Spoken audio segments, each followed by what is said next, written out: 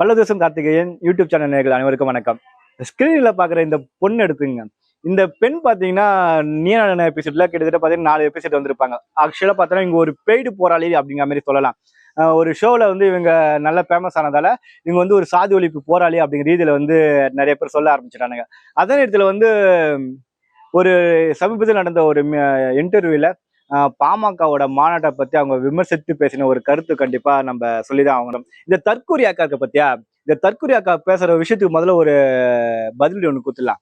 முதல் விஷயம், தமிழ்நாட்டோட அரசு மட்டும் இல்ல, இந்தியாவோட அரசு வேலைகள் எதன் அடிப்படையில் தரப்படுகிறது?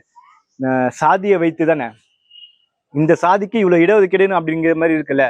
ஒவ்வொரு சாதியிலும் ஒரு உட்பிரிவுன்னு இருக்கு. அந்த உட்பிரிவில் இருக்கிற அனைத்து சமூகத்திற்கும் சரியான ஒரு வேலை வாய்ப்பு கிடைக்குதான்னு பார்த்தா இல்ல தானே. ஸோ ஓகே, அந்த அக்கா சொல்றாங்க, இந்த சமூகத்தில் இருக்கிறவங்களுக்கு வந்து சரியா வேலை இல்லை, படிப்பு இல்லைன்னு சொல்றாங்கன்னு அந்த அக்கா சொல்லுது. அது காரணம் வந்து அந்த சமூக தலைவர்கள் தானா. இது எப்படியாப்பட்ட ஒரு தற்குறித்தனம் தெரியல. அது தற்குறியில, அது வந்து ஒரு கேடுகட்ட ஒரு தற்குறி தான் நம்ம சொல்லி ஆகணும். சாதாரண தற்குறிலாம் இல்லை, அது ஒரு கேடுகட்ட தற்குறி. எதுக்காக நம்ம அது தற்குறின்னு சொல்றோம்னா, அரசு வேலை வாய்ப்புகளும் கல்வியும் தர்றது யாரு? அந்த தனிப்பட்ட இயக்கத்தை சார்ந்தவர்களா? நீங்களே யோசிங்க. இது தர்றது யாரு? சாதி அடிப்படையில இங்க இருக்கிற அரசு தானே தருது, இங்க இருக்கிற கவர்மெண்ட் தானே தருது. அந்த மக்களுக்கு சேர வேண்டிய கல்வியையும் வேலை வாய்ப்பையும் சரியா கொடுத்தாங்களா? அந்த மக்களுக்கு சேர வேண்டிய இடஒதுக்கீடை வந்து சரியா கொடுத்தாங்களான்னு பார்த்தா கொடுக்கல தானே. அது சரியா கொடுக்காதாலும் அந்த மக்களுக்கு சரியா சேர வேண்டிய சரியான கல்வி போய் சேரல.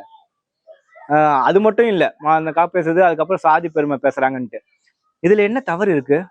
நம்ம ஒரு காலத்துல எப்படி இருந்தோம்? நம்ம குடும்ப பெருமை பேசுவோம்ல, உங்க தாத்தாலாம் ஒரு காலத்துல எப்படி இருந்தாரு, இப்ப இப்படி இருக்கேடா, ஏன்டா இன்னும் இப்படி இருக்க, உங்க தாத்தா மாதிரி மாறுடா, உங்க தாத்தா மாதிரி கொஞ்சம் பெரிய ஆளாவடான்னு நம்ம குடும்பத்துல சொல்லுவோம்ல. அது மாதிரி தானே நம்ம சமூகம் வந்து ஒரு காலத்துல நாடாண்ட கூட்டம். இப்ப நம்ம இப்படி இருக்கோம். நீங்க மேல வாங்க, நல்லா படிங்க, நல்ல வேலைக்கு போங்க. இதுல என்ன தவறு இருக்கு? அவர் பேசுனதுல இது ஏதாவது ஒரு தவறு இருக்கா? அந்த தற்கொலையா சொல்லுது. அப்புறம் வந்து அந்த மக்களை வந்து கம்ப்ளீட் பண்றாங்களாம். இந்த மக்களுக்கு தேவையான இடஒதுக்கீடு, அந்த மாநாடு நடந்தது பாத்தீங்கன்னா, சாதிவாரி கணக்கெடுப்பு நடத்த வேண்டும், அனைவருக்கும் சரியான இடப்பங்கீடு, இடஒதுக்கீடு கிடைக்க வேண்டும் அப்படிங்கிற ரீதியில தான் அந்த மாநாடு நடந்தது. அந்த மாநாட்டுல ஒரு தீர்மானம் எதுவும் பாத்தீங்கன்னா, இப்ப இருக்கிற பட்டியல் சமூகத்தோட இடஒதுக்கீடு தெரியுமா, அது வந்து 20% உயர்த்தி தர வேண்டும். ஏன்னா அந்த மக்கள் தொகைக்கும் அந்த இடஒதுக்கீடுக்கும் பார்த்தா சம்பந்தமே இல்லை, ரொம்ப கம்மியா இருக்கு இடஒதுக்கீடு. அப்படின்னா அந்த மக்கள் தொகைக்கு ஏற்ப வந்து நீங்க இடஒதுக்கீடு அதிகரித்து கொடுங்க அப்படின்னு ஒரு தீர்மானம் போட்டிருக்காங்க. இது எவ்வளவு பெரிய நல்ல விஷயம். இதுதானே அந்த மாநாடு வலியுறுத்துகிறது. இங்க அனைத்து சமூகத்திற்கும் சரியான இடஒதுக்கீடு கிடைக்க வேண்டும் அப்படிங்கிற ரீதியில தான் அந்த மாநாடு சொல்லுது. இதுல எங்க அந்த அக்கா வந்து சாதி பார்த்தாங்கன்னு தெரியல.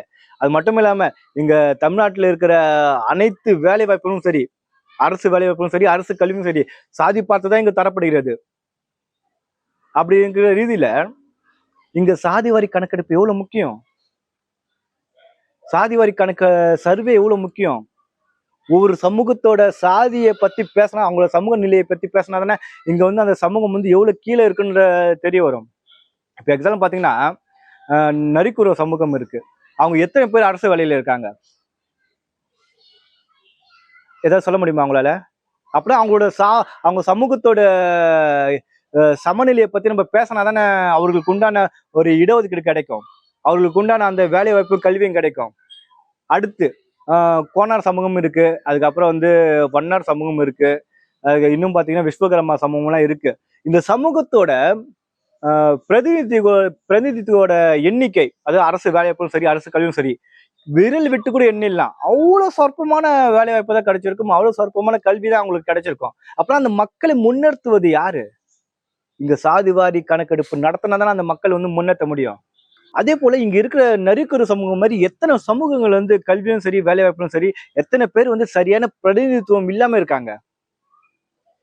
அதை பத்தி நம்ம பேசணும். அவங்களோட சாதிய அந்த சமநிலை, சமூக நிலை பத்தி நம்ம பேசிதான் ஆக வேண்டும்.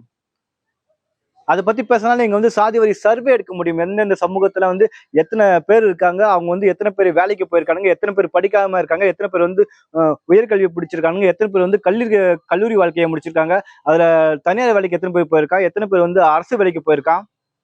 இது மாதிரியான கணக்கெடுப்பு நடத்த வேண்டும் என்றால் சாதி வாரி சர்வே எவ்வளவு முக்கியம். அதை பத்தி இந்த தற்கூரி அக்கா பேசிச்சான்னு பார்த்தா பேசுறதானே. ஏதோ சும்மா சாதி ஒழிப்புன்னு பேசிட்டு அதுக்கப்புறம் வந்து வழக்கம் போல நானும் சாதி ஒழிப்பு போராளி தான் அப்படின்னு சொல்லிக்கிட்டு ஊர்ல திரிஞ்சிட்டு இருக்கிற சில தற்கொலை கூட்டம் இருக்கு பாத்தியா, அந்த தற்கொலை கூட்டத்துல ஒரு கூட்டம் ஒரு ஆளுதான் இந்த அக்கான்னு நம்ம சொல்லியாக்கோம். அன்புமணி அந்த கூட்டத்துல அப்படி என்ன பேசிட்டாரு?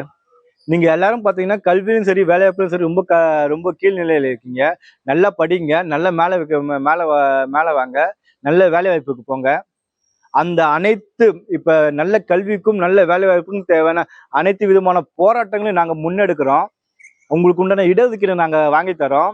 உங்க மேல ஒரு வழக்கு கூட இருக்கக்கூடாது அப்படி சொல்ற ஒரு நல்ல விஷயம் தானே சொல்றாரு. அவரோட சமூகத்தோட நிலைமையை புரிஞ்சுக்கிட்டு உங்களுக்கு உண்டான வேலை வாய்ப்பையும் கல்வியும் வந்து அரசு கிட்ட இருந்து வாங்கி தரது எங்க பொறுப்பு. உங்களுக்கு உண்டான இடஒதுக்கீடை வாங்கி தரது எங்க பொறுப்பு. நீங்க வந்து எவ்விதமான வன்முறையிலையும் சரி எவ்விதமான ஒரு வழக்கும் சரி எதுவுமே வாங்காம நீங்க படிக்கிற வேலையில கவனம் செலுத்துங்க. இது நல்ல விஷயம் தானே. இதையெல்லாம் பேச தெரிந்த இந்த தற்கொலை அக்காவுக்கு வந்து அண்ணன் திருமாவளவன் அவர்கள் பேசிய ஒரு விஷயம், அதெல்லாம் அந்த அக்கா பார்த்திருக்கா நான் தெரியல, இல்ல பார்த்தும் பார்க்காத மாதிரி கடந்து போயிட்டாங்கன்னு தெரியல. ஏன்னா அவங்க வகையறால் தானே இதெல்லாம். என்னன்னா ஒவ்வொரு சிறுத்தைகள் மீதும் குறைந்தபட்சம் 10 வழக்காவது இருக்க வேண்டும் அப்படிங்கிற பேசினவர் யாரும் பார்த்தா இந்த திருமாவளவன் தானே. அன்புமணி அதாவது நல்லா படிங்க, நீங்களே கீழே இருக்கீங்க மேல போங்க அப்படின்னு சொன்ன அன்புமணி கெட்டவரான். ஆனா வந்து ஒவ்வொரு சிறுத்தைகள் மீதும் 10 வழக்காவது இருக்க வேண்டும் அப்படின்னு பேசின திருமாவளவன் நல்லவரான்னு தெரியல. ஏன் இங்க திருமாவளவன் பத்தி நீங்க பேச மறுக்கிறீங்க? ஏதாவது ஒரு பாசம் உங்களுக்கு இடிக்குதானே? அதுக்கப்புறம் சாதி ஒழிப்பு பத்தி பேசுறீங்க. சாதிலாம் இங்க ஒழிக்க முடியாது. சாதி ஒழிப்புக்கு என்ன பண்ணணும்னு கேட்டாச்சுக்க சாதி மறுப்பு திருமணம் செய்யணும்னு சொல்லுவானுங்க. சில பேர் இந்த முற்போக்கு நாயங்களா அததான் சொல்லிட்டு தெரியுது. இங்க வந்து எப்படி சாதி ஒழிப்பு ஒழிக்கணும்னா இங்க வந்து சாதி மறுப்பு திருமணம், வேற ஜாதி பொண்ணுங்களை போய் கல்யாணம் பண்ணுங்கன்னு சொல்லுவானுங்க. சரி கல்யாணம் பண்ணிட்டீங்க வேற சாதி பொண்ணை, நான் அப்பாடா நான் சாதி ஒழிச்சிட்டுன்னு சொல்லிட்டு வெளியே வரீங்க. அதுக்கப்புறம் ஒரு 2 வருஷம் 3 வருஷம் கழிச்சு ஒரு குழந்தை பிறக்குது. அது ஒரு 5 வருஷம் கழிச்சு நீங்க ஸ்கூல்ல போய் சேர்ப்பீங்க. சேர்த்துட்டு பிறகு அங்க ஸ்கூல்ல கேட்பான்ல சாதி எங்கடான்ட்டு, அங்க மறுபடியும் சாதி பிறக்குதுடா தற்கொலை கூட்டங்களா? எப்படி அங்க மறுபடியும் சாதி பிறந்து வருதுடா தற்கொலை கூட்டங்களா?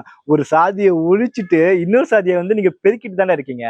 என்ன மாதிரியான மனநிலையும் பாருங்களேன். இதெல்லாம் கொஞ்சம் நம்ம மேலோட்டமா இந்த மாதிரி விஷயம் சாதி ஒழிப்புலாம் பேசும்போது பாத்தீங்கன்னா கொஞ்சம் நல்லாதான் இருக்கும். ஆனா உள்ள போய் அதோட விஷம தன்மை பத்தஞ்சுக்க இப்படிதான் முடியும். சாதி ஒழிப்புல இங்க வாய்ப்பே இல்லை. சாதிய சமநிலை, ஒவ்வொரு சமூகத்திற்கும் சரியான வேலை வாய்ப்பு, சரியான கல்வி, இந்த சமூக முன்னேற்றம், சமூக சமநிலை சொல்லுவாங்க பாத்தியா, அது இருந்தால் மட்டும்தான் இங்க வந்து சாதிய சமநிலை உருவாகுமே தவிர சாதி ஒழிப்புல இங்க வாய்ப்பே இல்லை. சாதிய ஒழிப்பை விட இங்க சாதிய சமநிலை தான் நம்ம பேசணும். நரிக்குற சமூகத்துல வந்து இத்தனை பேர் இருக்கானுங்க, அவங்களுக்கு உண்டான வேலை வாய்ப்பு எங்க? இங்க வந்து வில்லியன்னு ஒரு சமூகம் இருக்கு, அவங்களுக்கு உண்டான கல்வியும் எங்க, வேலை வாய்ப்பு எங்க? இதை பத்தி தான் நம்ம பேச வேண்டுமே தவிர சாதி ஒழிப்பு பேசக்கூடாதுங்க. சாதி ஒழிப்புன்னு ஒருத்தன் பேசினா அவன் வடிகட்டிய தற்கூரி கோமாளி கூட்டம் நம்ம சொல்லலாம். இந்த அக்காவை பத்தி உங்களுடைய கருத்துன்னு சொல்லுங்க. நான் ஏதாவது பேசாம இருந்தேன்னா அதையும் நம்ம கமெண்ட் பாக்ஸ்ல சொல்லுங்க. அடுத்த வீடியோல பார்க்கலாம். நன்றி, வணக்கம் மக்களே.